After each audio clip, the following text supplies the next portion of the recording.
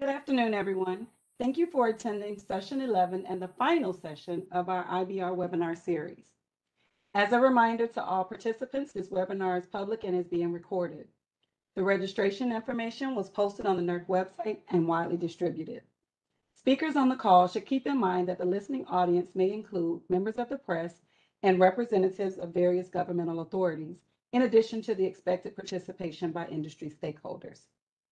Should you wish to ask a question during today's webinar, please use the Q&A feature.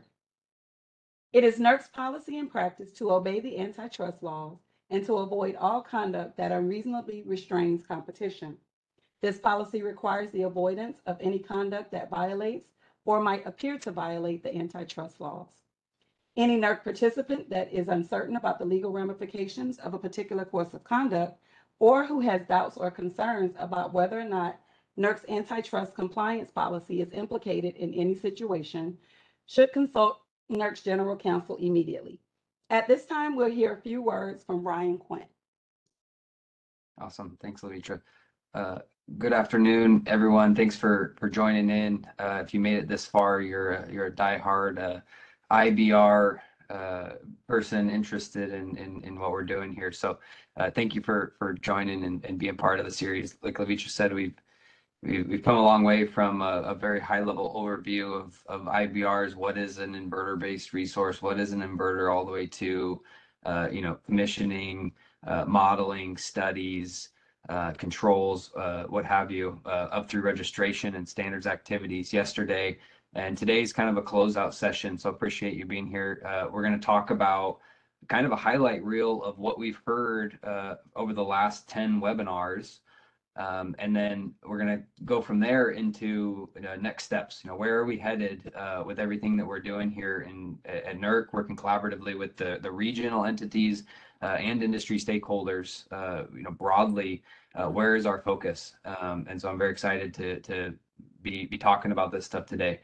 Just to highlight a couple things, I do want to take a second to acknowledge Lavitra for her incredible orchestration of the entire webinar series. She's the one in the background putting this all on. So thank you, Lavitra, for all your very hard work. This has been a big success.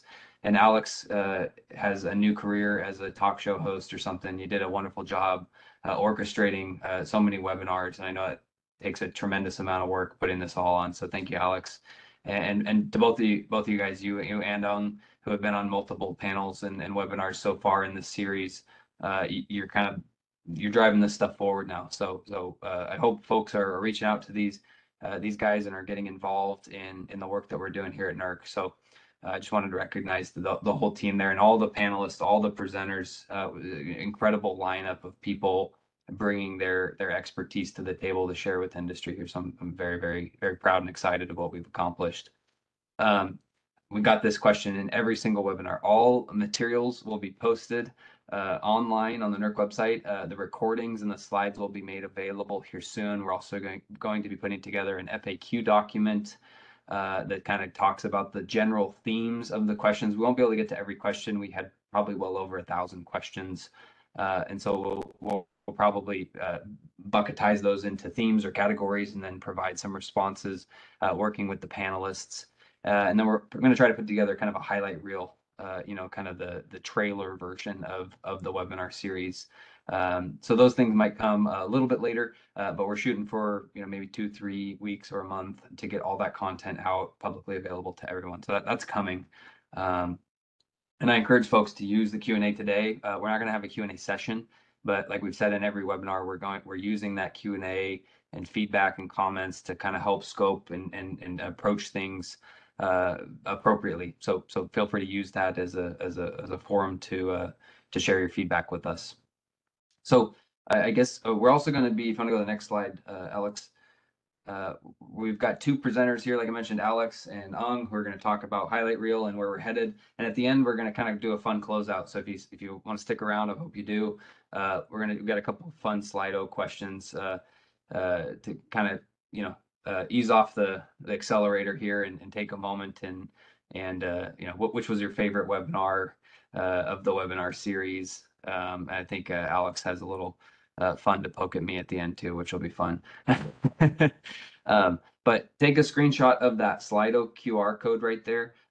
You won't be able to get to all 3 questions. We've got just 3 simple questions.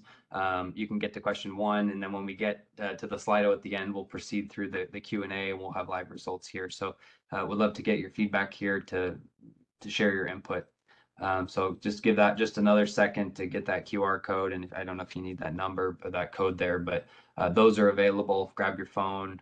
And I guess without further ado, I'm just stalling, but without further ado, we'll hand it over to Alex here to go through the highlight reel. Thanks, Ryan. This is going to come up at the end. This QR code will happen at the end again, and it'll also be up while the poll is going. So if you don't get it now, you have a chance later on. And thanks for the very nice words. I had fun, but I would like to volunteer anyone else to run the next one. If you do another one, it would, someone else can have the fun, even though I did have a good time throughout the process. So what we're going to start with is just kind of going to go through all of the sessions we saw, some key takeaways, just 3 or 4 bullets from each, and then kind of like a little procession of title slides from the folks who presented with us. You can see who all participated and see them one last time with organization and name and things like that. So we'll just jump right into it. So our first one, like Ryan said, we started directly with literally the basics. What is an IBR and what's happening? So, the first webinar was Introduction to IBR, Inverter-Based Resources. Kind of the big things that we had to talk about were, obviously the grid transformation is happening very quickly. Andy had a lot of, perspective or prospective slides and trend slides showing that, we're going to be hitting some pretty high penetrations of IBR relatively quickly. We're not going to be operating on a grid where, synchronous machines are the dominant source of energy in the, maybe near future. So this is something we have to consider and think about and plan for, and do things like this to get the word out, to make sure that, we're ready for it because it's happening quickly. And as it happens, Andy also talked about, these high penetrations bring unique challenges. The IBRs are significantly more complex. He mentioned it, and many other presenters mentioned it. We're moving from synchronous machines that are just spinning with relatively simple controls to these IBRs, these inverters, controlling the output of these resources, where they're basically just software based. So thousands and thousands of parameters and many control modes, and lots of things that can go wrong or change the response and things like that. So the complexity is really upped. With the IBRs, which bring, in that sense, some unique challenges, and also they perform differently and have different characteristics than synchronous machines. So because of all those things, we have unique challenges that we have to plan for, and we have to mitigate them if we want to keep the BPS reliable. And a lot of the presenters throughout the sessions, reinforce that in their own way. And we'll talk about that a little bit. And there might be some common things throughout, which is good, because it really reinforces a lot of the key points. So another important thing to consider is retrofitting. A lot of older IBRs have some considerable difficulties with retrofitting for brand new performance. So Andy had made a couple of slides or a couple of bullets for making that known, so that we can be forward thinking when we start interconnecting IBRs now, and make sure that we look now into the future, even if we're not using some features or functions now, that to make sure that they're there in the future. Because going back and adding things to those resources, the older resources, to give it new performance is relatively difficult. So it's something we also need to keep in mind. And then he also but he had a couple of slides on grid forming, right? As we're increasing the penetration of IBR, there's got to be some way to prop up the voltage, right? To keep the grid strong, and to make sure that everything operates reliably and stably. So he had pointed out that grid forming is in service worldwide, in some places internationally, with some relatively good success, and just mentioning that they can help, grid forming inverters can help bridge the gap, and keep the grid stable and strong, as the penetration shifts towards a dominant of IBRs. And then he also mentioned, just for BESS specifically, that since they already have storage there, that could be a relatively low cost option. And he has a little more details in his slide deck that, again, you'll see once we post them at the end. So that was our first session. That was Andy Hoke. from NREL who gave us that presentation. And we'll move right into kind of the next one, which was our second webinar, obviously. And this was our disturbance reports and lessons learned. So we had Rich Bauer from NERC give us a presentation, and we also had Alan Montanari from SMA and Patrick Gravois from ERCOT giving us their perspective from three different sides, three different stakeholders in the process. And the common refrain through all of them was, I guess, all of these things. So we'll just go one by one, but it's really resource intensive and involves a lot of folks, right? If a disturbance happens, the region's involved, the ERCOT's involved, Texas TRE is involved, NERC is involved, the generator owners, the manufacturers are involved. It's basically the whole cross section of the industry gets spun up when one of these things happen, and it requires a lot of resources from those entities. It's not just one person, quickly looking at a report and saying, "Yep, here's what happened." There's a lot of work that goes into those from all the stakeholders to make sure that obviously the analysis is right, the investigation is right, and then going forward into the disturbance report pieces, the recommendations and findings and things like that, and next steps after the disturbance. There's a lot of things, and people have to do a lot of work either both during the disturbance and investigation and following for follow-up activities, which Ong will hit a little bit on towards the end of his presentation. But because of all these folks involved, collaboration is super, super, super important.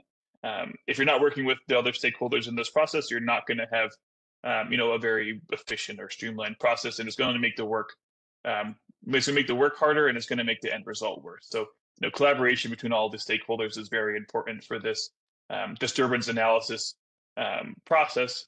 And I think everyone of the panelists for this one mentioned it, and then we talked about it quite a bit in the Q&A. But data is very, very important. We're not going to be able to do a good investigation if we don't have good data, right?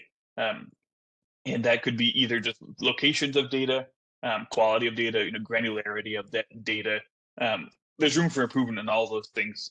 And the reason for that is that the more data we have after these disturbances or during these disturbances, the better we can key in on what happened, and the better process we have for making sure it doesn't happen again, hopefully. So this webinar was really good. All the key players in these disturbances were involved, or most of them, and really kind of everyone is in agreement. There's a really good discussion. So once those recordings get posted, this is also, I'm going to say this about all of them, but this one is a good one to see kind of everything that goes into it and what comes out and all the work that happens from them. So our next webinar was webinar 3. So I clicked out of there. And then we had Didi from CAISO, Jeff from ERCOT again. And then we had, I think that was Josh from TVI. I didn't put his name on the title slide and I forgot.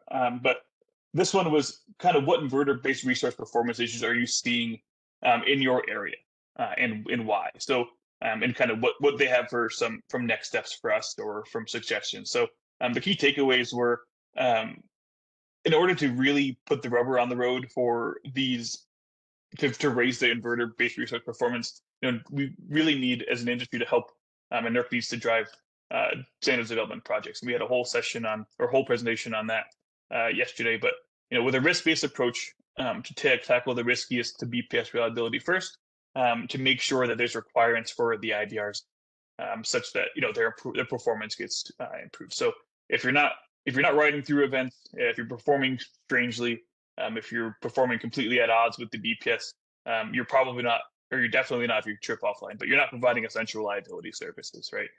So if you're not providing those, then you're not helping the BPS, and you may even be actively harming the BPS depending on the severity of performance issues. So kind of all of the things we talked about in that session kind of boiled down to, at the end of the day, there's got to be performance requirements, either that's NERC standards or regional performance requirements, in kind of like in detailed ones, such that they can be met and everyone can be on the same page for those performances. So the second key takeaway here is kind of not a rehash, but something that Andy also said, which is great, that came up from different people in the industry, but really got to consider existing facilities when we come up with these performance criteria or performance metrics because, again, it's hard to retrofit those facilities. So when we're interconnecting new resources, we got to make them future-proof. And if we make requirements, we have to consider older IBR, right? If we can't really expect, old type 2 wind to do, really old, like 30 years old type 2 wind to do the same type of performance as, a brand new wind turbine or a brand new solar PV inverter. So you have to consider maybe rampant plans or maybe exceptions and things like that for those existing facilities when you're coming through and listing them and mitigating performance issues. Another kind of recurring theme throughout was that really have to have the models match what's installed. We're seeing the inverter-based resource performance issues in service, in practice, but we're not always seeing those in the study space, in the planning or operations study space. So what we really need to do is make sure that, for better or worse, that the models are matching the performance of the products in service, so that we can, as an industry, can see what's happening first before it happens. And then we also saw from TVA and some from ERCOT, but there was some successes for commissioning process improvements where additional commissioning process improvements, like in the actual process themselves, have found and caught errors and things that have led to better model matching and better performance and things like that. So I think a couple of the examples were checking at commissioning and the control mode is completely wrong, or checking at commissioning and the model was completely wrong. So those two things, very different problems, but they were uncovered before they entered service, and they were able to be mitigated before they entered service. So this one was this session in a whole was more focused on the actual operations of the IBR, and the key points here basically just got to have requirements. They have to be thoughtful requirements, and we have to do a better job of, as an industry, do a better job of matching modeling to performance. So that was our session 3. Our 4th session, we went right into establishing and enhancing interconnection requirements. Again, I have IEEE's logo here because Julia presented some slides from IEEE as well. But Julia from ESIG, Al from ICE New England, and Dimitri from BPA all talked about their varying different perspectives on the issue of interconnection requirements, both making them and making them better. Very different perspectives from all 3, but are also really aligned in their messaging. So, Julia talked about, and we also heard it, I guess, in a couple other panels later on, but Julia talked about standardization of technical minimum interconnection requirements and how this can help. And how that can help is that, for example, if I'm a developer right now, I have to think about, 5-10 different regional requirements to try to meet with, depending on where I'm interconnecting. And those might be wildly different, or different levels of granularity, or different levels of, like under a microscope, different levels of, review and things like that. So, standardization of the requirements in general can help. There's fewer things to learn and fewer different control modes and things to get up and running. It'll help you really focus on doing those couple of things better, as opposed to doing a lot of different things the way you're doing it, right? So, and this, what we can also do with standardization of minimum requirements is you can also raise the bar a little bit on the technical minimum.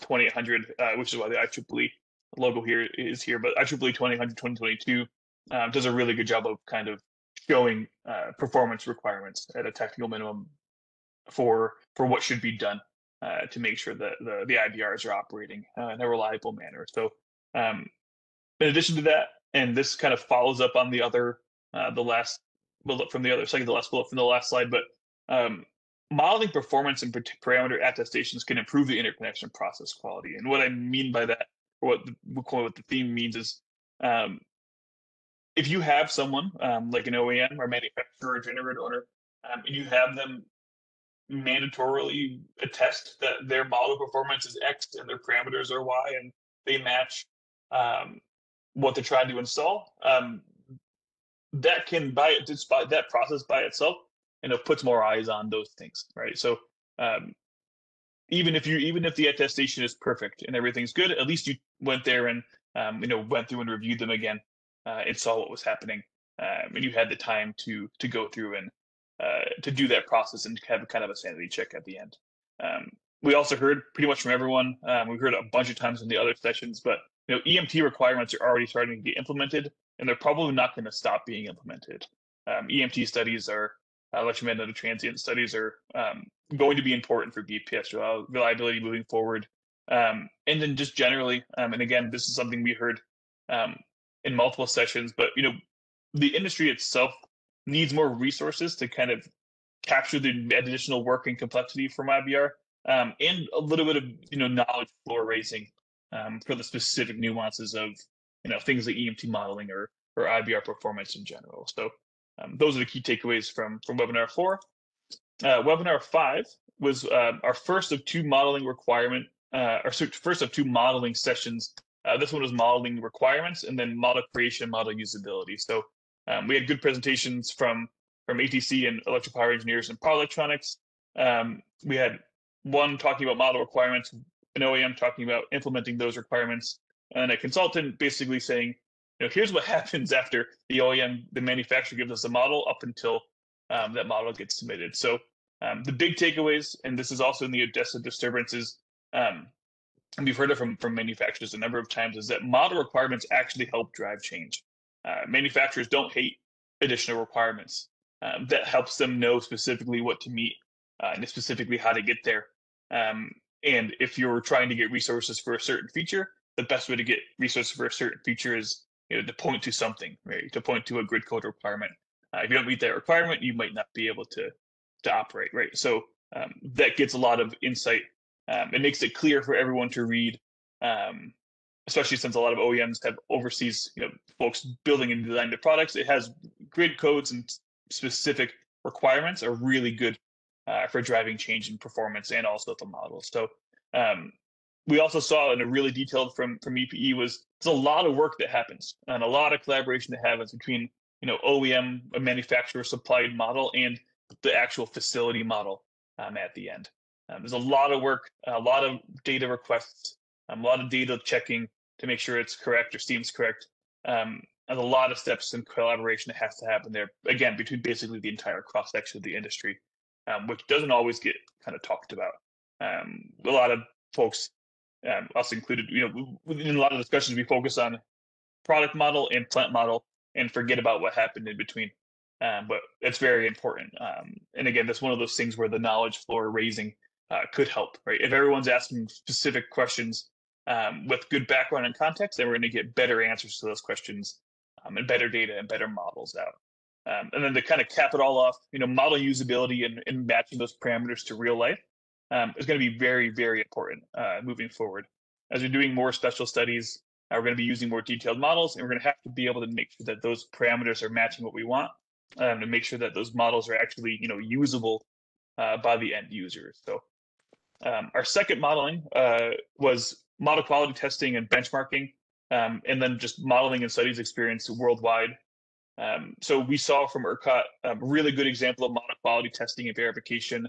ERCOT has them. Other regions do also have model quality testing and verification to different levels, but ERCOT has very detailed down to even the unit model, like the actual product versus a very detailed model, and all the way up to typical planning models. It's a really good process. They showed us the examples of their process and kind of what comes out of it. We heard from Thomas from Vestas. He showed some benchmarking and kind of their philosophy, which is kind of that benchmarking models to product and models between models is not impossible, but it's something that requires a lot of focus and a lot of resources from all parties involved, because it's not easy. It's not impossible, but it's also not easy to do it well, to do it right. So something to focus on, especially moving forward again when we're doing special studies and things like that. So and the last one here, we heard it from most of the folks on the panel and in the discussion, but again, standardized performance requirements can help manufacturers and developers. If everyone knows exactly what they need to do to be proper performance, you can do a lot of work up front and minimize last second changes and things like that. So another refrain from the rest of the session. So Our seventh webinar was, EMT special studies and interconnection studies. We had Andrew Isaacs and Ong, who's going to talk in a minute, and also Andrew Arana from Florida Power and Light. And big takeaways are, EMT studies aren't going away. They will probably just continue to be more and more essential for reliability as the complexity grows and the penetration rises. Regions are already utilizing EMT models to do studies to varying degrees, and they're doing these for special studies. You maybe like a really weak grid, or a special control interaction study or something like that, where really high fidelity, highly accurate models are necessary. And this is already happening, and it's only going to continue to happen more often. So what we're doing, and both at NERC and Ong will talk about in the next steps, but NERC and other industry organizations, we really have to work. We are working to provide knowledge and best practices to help moving towards a process where a lot of EMT studies are getting done and things like that. There's a lot of work that has to get done to raise the knowledge floor.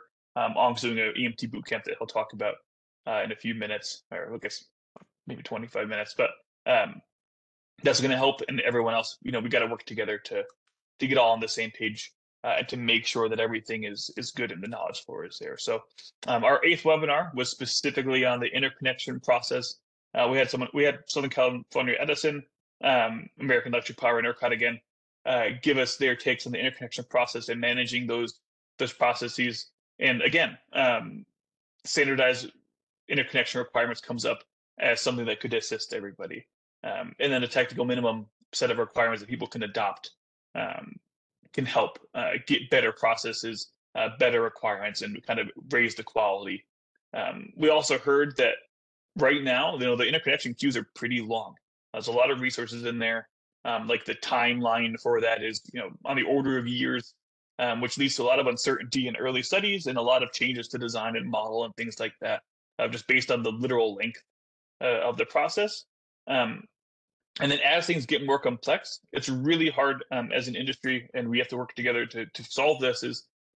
It's hard to manage the time it takes to do the detailed work and not, extending the interconnection process by even more years. So in that session, there's a couple specific examples of that, but it's something we really have to focus on. Like we can't make the interconnection process 10 years long by doing every single study, but we have to weigh the pros and cons and the risks of the study work we're doing and how that translates into what gets interconnected. So our ninth webinar was on commissioning. So this is kind of the last step.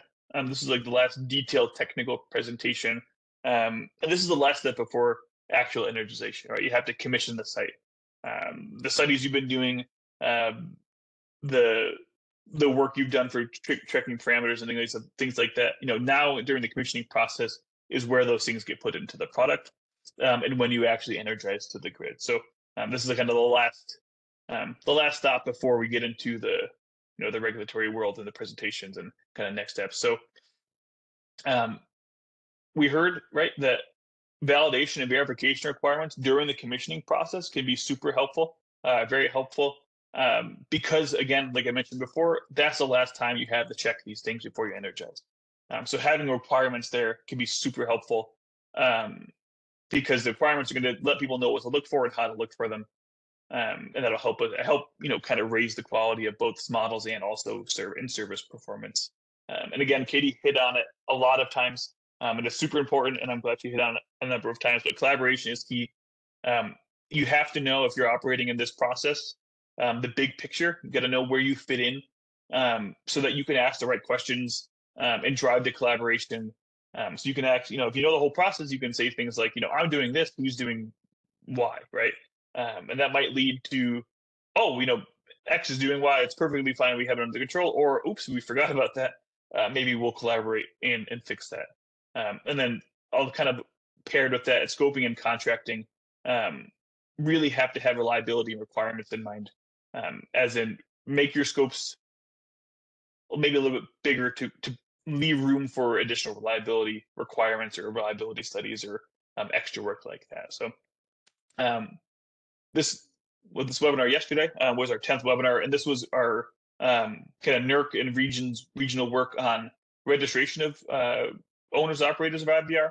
and then standards enhancements. So, NERC got directed by FERC to complete modifications to its registration process, identify owners and operators that are connected to the BPS of the process changes, and to complete the registration of those, unregistered IBR owners and operators. The timeline is there, and we're working on our side to meet these objectives that FERC has laid out for us. So, in addition to those things, we're also doing, a number of IBR specific standards enhancements. Just because, like I mentioned, and we all heard throughout the session, there's a lot of nuance here. The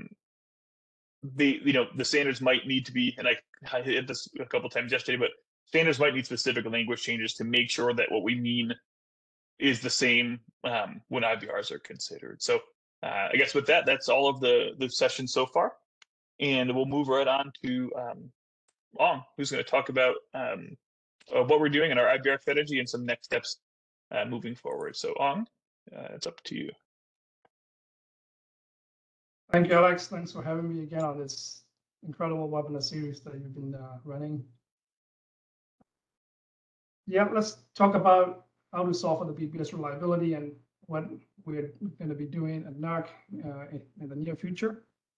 Next, please.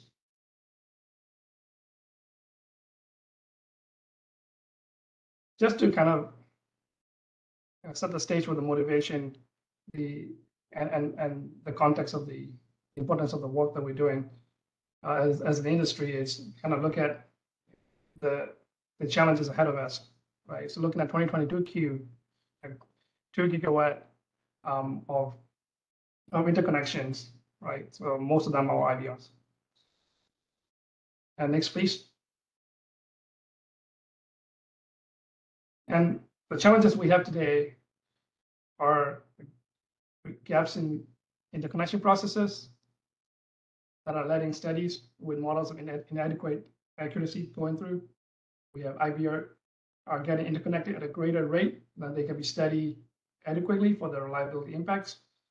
We've got existing modeling tools hitting their limitations and inadequately assessing the IBR performance, especially in response to normal grid disturbances.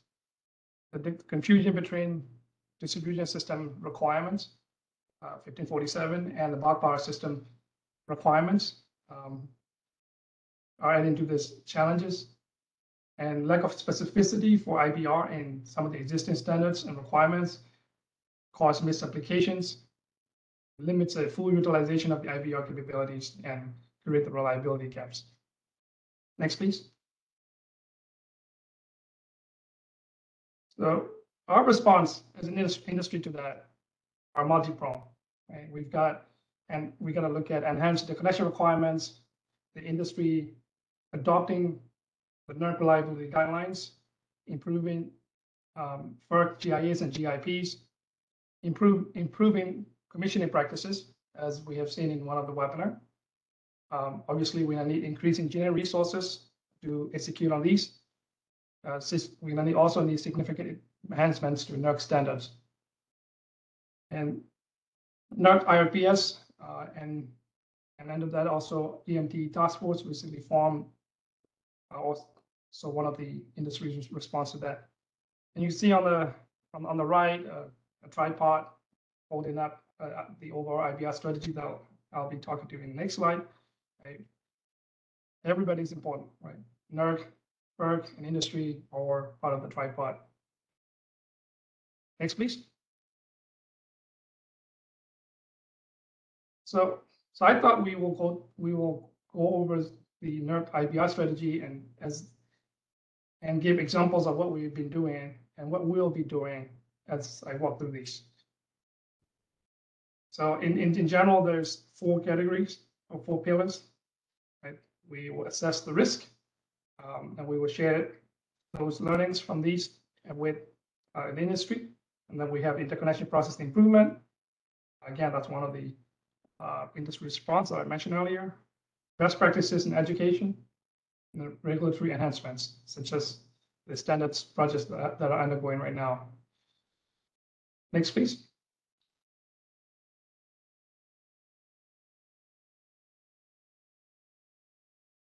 So past 6-7 years, the ER enterprise has analyzed numerous widespread IBR events, right, and identified many systemic performance issues with the IBR fleet. The disturbance reports, alerts, and guidelines all highlighted the abnormal IBR performance issues pose a significant threat to BPS reliability, right? So, for example, we've highlighted momentary cessation, inadvertent inverted tripping, of the whole plant tripping off because of some feeder protections, miscoordinated, controller interactions, and instabilities. We've continued to work in this area collaboratively with industry to gather information, analyze large-scale events, and assess as new risk, and particularly look for trends and systemic issues. I mentioned some of those disturbance reports that we're currently working on in the recap slide. Next, please. So again, under the risk analysis pillar, the industry alerts are one of the tools that we have. So we recently issued the inverter-based resource performance issue alert. And just to get just to assess the extent of the conditions of the IBM performance across the fleet in North America. Next, please. And of course, we share everything we learn with the industry so that we can avoid making the same mistakes. Next, please. The next pillar is interconnection process improvement. Many IBR-related risks, they stem from the generator interconnection process challenges. And we've seen a lot of discussions on that in this webinar. So I think won't get too much into the details. So we have recommended FERC overhaul and modernize interconnection process to address some of these systemic issues. We've been highlighting the need for a significant revision to Performer, LGIA, and LGIP. NERC has responded to the FERC NOPR RM22-12 with a work plan to develop new or modified reliability standards that can address these gaps related to IBRs, such as data sharing, model validation, planning and operational studies, and performance requirements. Next, please.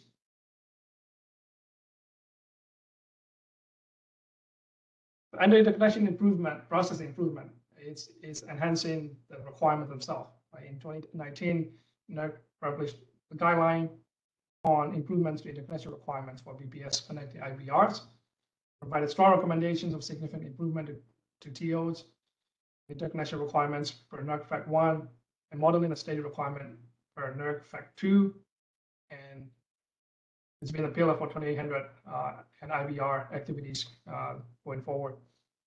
And we continue to see many applicable entities have not implemented the recommendations, but instead rely on performance, GIA, and ad hoc modifications.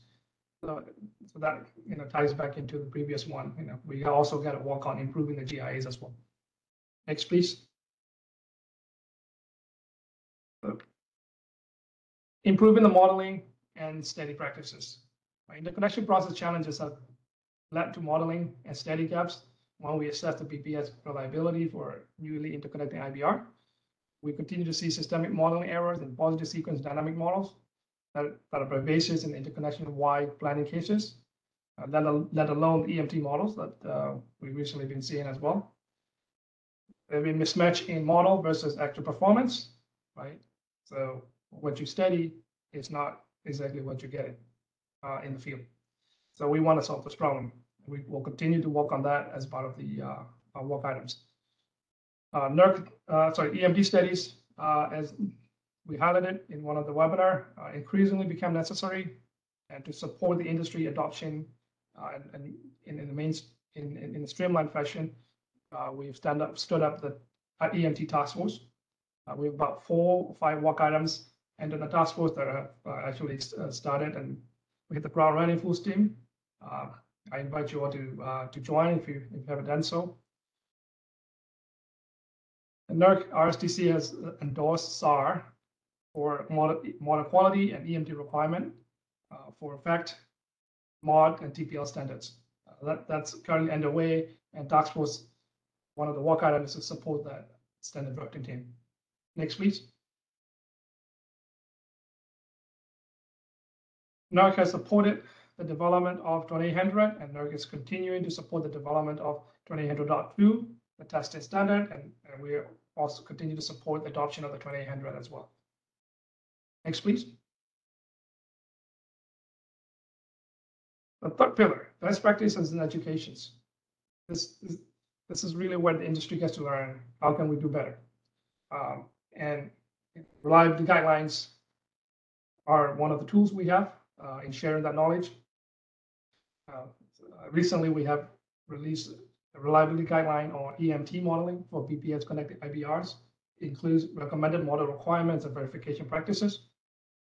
It sets the common understanding for the industry what it means to be a high quality EMT model, so that we can prevent problems that we're seeing with the model quality in the positive sequence now.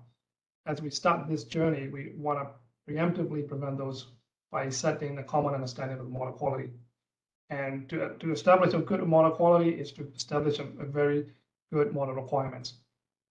And we also provided guidance on how to test those models and how to use those models, such as testing whether the plant will ride through certain grid disturbances once you establish the chain of custody between the model and the equipment. Next, please.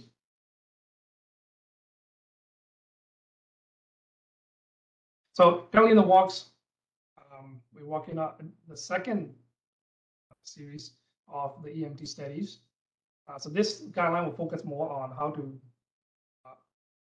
how do you know when you need to do EMT studies? Now that you've collected and vetted, assess the plant performance, how do you know if you need to do anything more, right? For example, do we need to run EMT studies to assess the interaction with other plants or any other system impacts? And actually how to do those studies.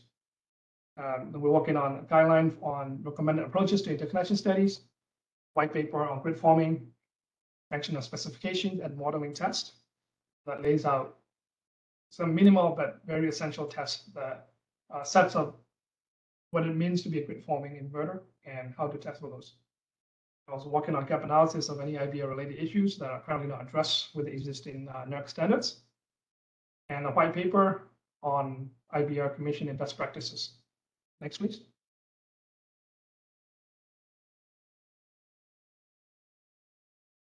Now, one of the things that we do at NERC is outreach and engagement. It's really important for us, such as exactly this webinar series that we're doing now, right? So we keep the industry aware of our efforts underway. We keep everybody abreast of what's going on in the industry wide, leverage the best practices, and learn from mistakes.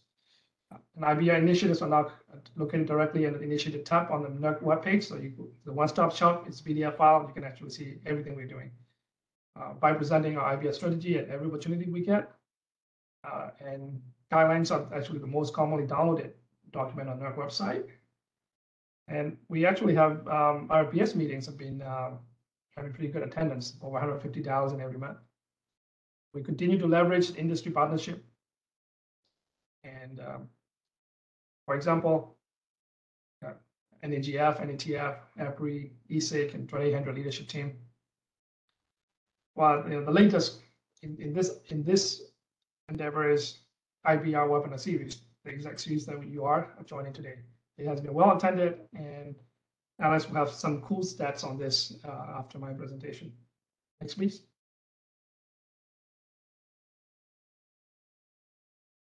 Next, please. The fourth pillar is on regulatory enhancements, right? So there we have NERC standard projects. Some of these things we actually are have already working on, and they're under the work plan that we actually responded to FERC NOPA with. These are the things we're working on, and these are the things that we need to work on more. So if I can just to quickly run through, we have a project 2023-02 that's on performance IBRs. That's specific to IBRs to make sure that the IBR owners, if they operate any unreliable and unexpected matters, they should identify those themselves and analyze them and determine if any corrective actions are necessary. This will also provide leverage to TPs and PCs to also to ask for those analysis. There's also a project 2022-2, that's modification PSC 24. It's a general write-through. It's one of our effort to ensure IBR write-through performance. We have an event reporting standard project 2023-1 EOP 04. Make sure the reporting of widespread inverter-based disturbances are reported to the EO enterprises by adjusting on the ways to adjusting the threshold. And of course, the project 2022-4 is EMD modeling. It's including the EMD modeling requirements and in the relevant reliability standards. And we have a SAR on revisions to Fact 1 and Fact 2. That's actually RPS work plan. It's currently underway to ensure the standard provides sufficient strength. So any performance issue that don't meet the established requirements can be corrected. Next, please. Okay. Well, that was a mouthful running through the what we've been doing. That's in line with the NERC IBR strategy that we've laid out. So as Ryan once says, you plan the walk and walk the plan. So that's where we are right now. We're walking the plan, right? And so what's the next step? Well, we have elevated the inverter risk issues within the ERO risk framework. We are approaching this with agile NERC standards development activities.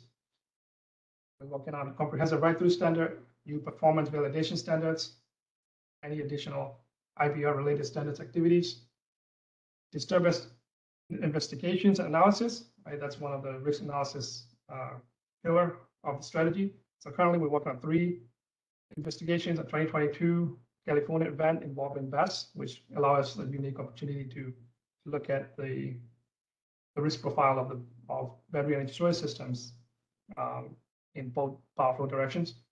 And 2023 Utah PV events, and 2023 Texas wind event. So, we're also working on the level 2 NERC alert, again, to understand the extent of the conditions of IBR performance across the fleet, performance issues, and modeling issues. So that work is currently underway.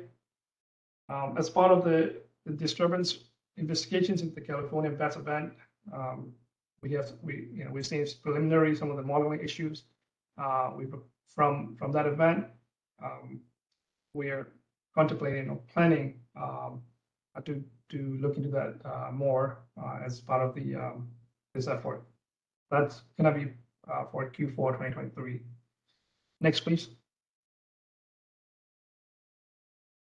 So we will continue our efforts, right, including the executing on the IBR registration work plan that Pete has covered in the webinar yesterday.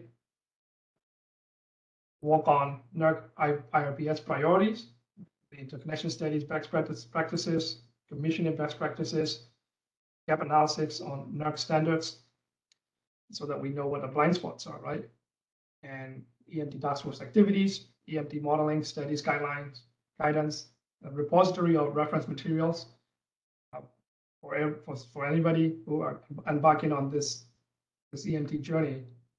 They will have something like a curriculum they can self-guide through the materials to become proficient with the tool. We also have industry outreach and education efforts such as EMT boot camps. It's going on, it's spread over 3 sessions. First one is a pre-sessions in July 27. And then the first boot camp on plant performance assessment is on August 3rd. And then on September 14, we have the second boot camp, which focus more on system impact studies. But I believe that's pretty much it. Back to you, Alex. Yeah, thanks. I'll jump in here, kind of to close us out on the technical content here. There's a tremendous amount of work going on, and hopefully this, particularly this deck here, has helped kind of outline the, not only the webinar series, but the strategy, the IBR risk mitigation strategy, and how we're using the tools in the risk mitigation toolbox to ensure reliable operation of the bulk power system. Everything from guidelines and event analysis and alerts, gathering information, conducting assessments, working with industry, as Alex was talking about, trying to drive mitigations for some of the gaps we have, right, around skill set, expertise, capabilities, right, around conducting EMT studies. We know we're headed that direction. The technology sort of inherently forces us into that direction. We've got to prepare, right? So we're trying to be very proactive in putting out useful reference materials and outreach activities. I think Ung might have mentioned it, right? I think we've got like 700 plus registrations for the upcoming boot camps, which was by far more than we thought we were going to get. So it just shows the amount of focus on this effort, right, on this upcoming issue that we know we're going to have to face. So I encourage everyone to get involved. The IRPS and the EMT task force are open, publicly available stakeholder groups. Anyone can participate, and we welcome engagement, particularly from the registered entities, to help drive this stuff forward. So, but again, hopefully this kind of shows the strategy and why we're doing what we're doing, how we're doing what we're doing, and then obviously what we're doing. So I guess we'll kind of close out there, and I'll hand it over here to Alex. He's got some fun stats, and then we'll jump into a little Slido, handful of questions here before we close up. Thanks, Ryan. And we're just going to really close out very quickly with some stats from the webinar series. We'll jump into the Slido. And then just a quick preemptive apology. If you see a tail or a claw jump up, we have a very grumpy bored golden retriever behind me, who's nudging me as we speak. So we're going to start with just some webinar stats. So the average registration for all of them, the first 10, I didn't count today, obviously, but it was over 2,400 folks. So that's a really good registration. The average attendance was about, a little over 1,000, which is also very, very good. That's nearly half of the registered people were able to get in. And as we mitigated our kind of WebEx licensing issue at the first couple, we maxed out, I think, the first 4 or 5 sessions. We're pretty much literally at the 1,000-person instantaneous peak for WebEx. So that was a really, really good participation. We had 30 speakers and panelists from 20 different organizations. The difference there is a bunch from NERC and a lot of representation from ERCOT also. I think those are the leaders of it, of the multiple presenters. Obviously 11 hours of content, including this one. The fun ones here are, most punctual was Pete. Pete was exactly to the second ready for sound check and video check for his session. On the other end of the coin was Ryan, and I'm so happy it was him because I wouldn't make the joke about someone external, but I think he had 3 minutes to spare on his session the other day. So really good. And then the honorable mention I thought of while we were presenting, just because Ong went perfectly to his time. So Ong is now tied with John Rose from ERCOT, who went to the second. He finished up at 10:0:00. It was perfect for his presentation. And then just a final kind of sum up here is that all the recordings for the sessions are going to get posted on the NERC website. Slides from all the sessions are going to get posted. And then we're going to do the FAQ and the Q&A.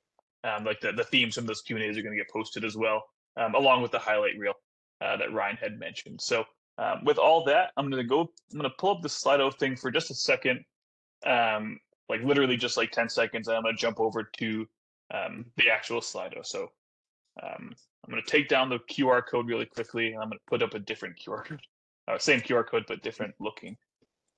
And it looks like there's already some results here. So I'm going to give just this one a couple more seconds since there's only 53, but they're kind of start jumping up. So I don't know how long we usually give for these. Maybe we'll give 2 minutes, I think, for this one. And then a minute for the next one, and then a minute for the following one. So this is fun. Jokingly, I'll jump in and say, I told my team this. I've been waking up at the crack of dawn to watch the Tour de France. I don't know why. I like cycling, but I'm not a huge cycling buff. And this is kind of fun. It's like the sprint at the end on the bar charts there. So see which one's going to win out. Yeah, this is open discussion while we kill time while people vote. You can pitch to Slido. They better put a cycling icon on it. That'll be more fun. A pretty clear winner. Yeah, we got a tie here, actually, but Cool. Personally, I'm offended that the modeling is only number 5, but don't let that sway your vote.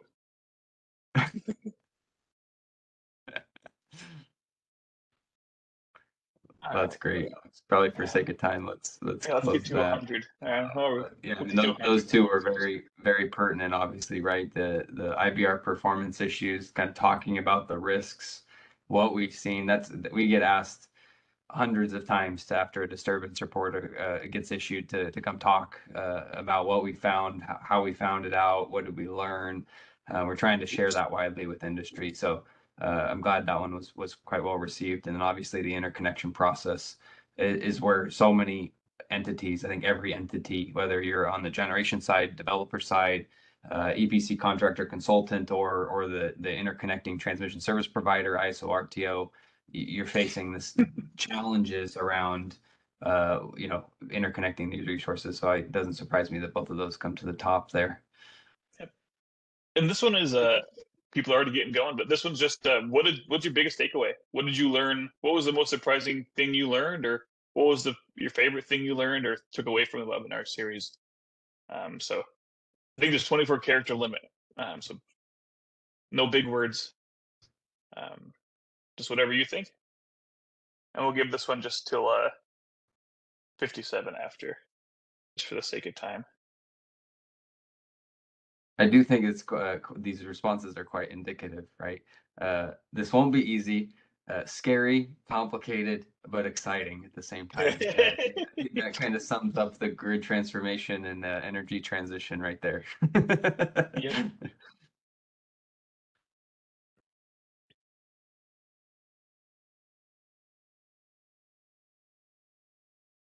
All right. Give a couple more seconds here so we have time to finish the last one. When there's a lull in typing, I can maybe there won't be. I don't know. Still got 7 up there at the top. People still typing, so that's quite a bit.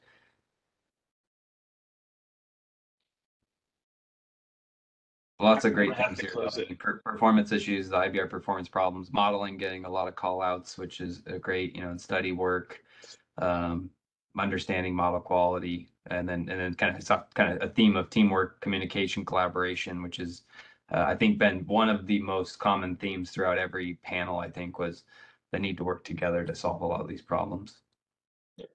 And this is the last one, and we'll give it just I don't know how many minutes you want at the end, Ryan, for signing off. Like one. We'll end it at 4:59.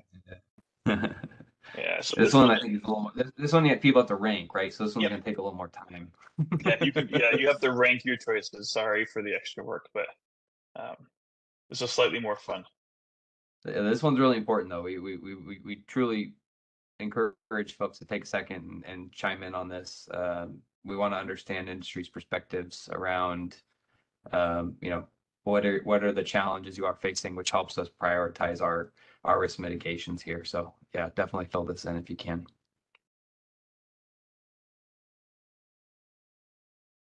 Alex and Modelin's trailing second here, so it should make you happy. That's okay. Yeah, second's good. We get 2, second and third. Or I guess tied for second with itself. Exactly. Enhancement to the requirements will enhance the quality, right? Yeah. Well, it may be. We still have to check. So model quality checks are quite important as well. Yeah, so while we're getting responses coming in, I think we do see a theme here, though, right? Around, and I do want to highlight, we recently honorably retired a reliability guideline. We kind of made a subtle joke around that honorable retirement because it has served its purpose, but we wrote a guideline on number 1.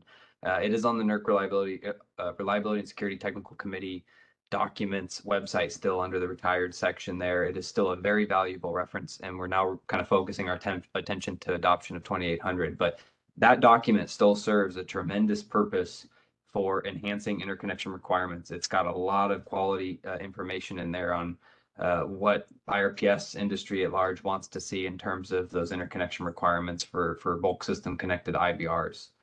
I think it's great to see model quality, model requirements stand out. We have a standards project underway to try to bring that into, bring the concept of model quality assessments into the activities that industry does.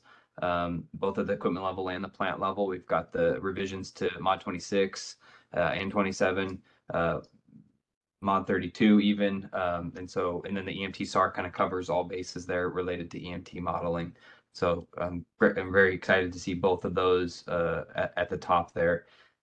I've told my team here and our stakeholder groups. I mean, we've got to get to a point, I think collectively as an industry, where we aren't worried about the next blackout caused by IBR performance problems, right? Because we have to start worrying about systems integration, right? The ability to bring massive amounts of IBRs to operate a grid reliably and not be so worried that for a single line to ground normally cleared fault that we're going to have a widespread outage, right? And so that's our goal, is like mitigating these large scale events. And the concern, I think, frankly, is that we continue to see bigger events and more frequent events, right? And they're starting to pop up in areas where the penetration isn't so high or is rapidly increasing, right? So we continue to put a very focused lens on that IBR performance issue piece, because that is that emergent real-time reliability risk. But we've got to get past that to be able to focus on that forward-looking challenge, use of grid forming technology, right? Controller interactions, high penetration problems, low short circuit strength, grid conditions, widespread across the system. And then obviously a tremendous amount of work going on standards enhancements too. So this is great to see. We can go ahead and wrap it up while you can close us out while we let this run. Awesome. I know I'm past time, so yeah, I get that red mark too also. But we still have a tremendous amount of people here. So thank you for everyone again for taking the time, being a part of the webinar series. Everything will be posted. Special thanks to all the panelists, again, to Levitra and Alex and Ung here. And please do, reach out to us. The NERD team here is here to support on these endeavors. And we value your feedback. And feel free to participate, of course, in the IRPS and the EMT task force. So without further ado, I guess we'll close out, and materials will be posted here soon, and I'm sure we'll talk to you all very shortly. Yep. Thanks, everyone. Thanks, everyone. Yep. She made it through 11 of them without making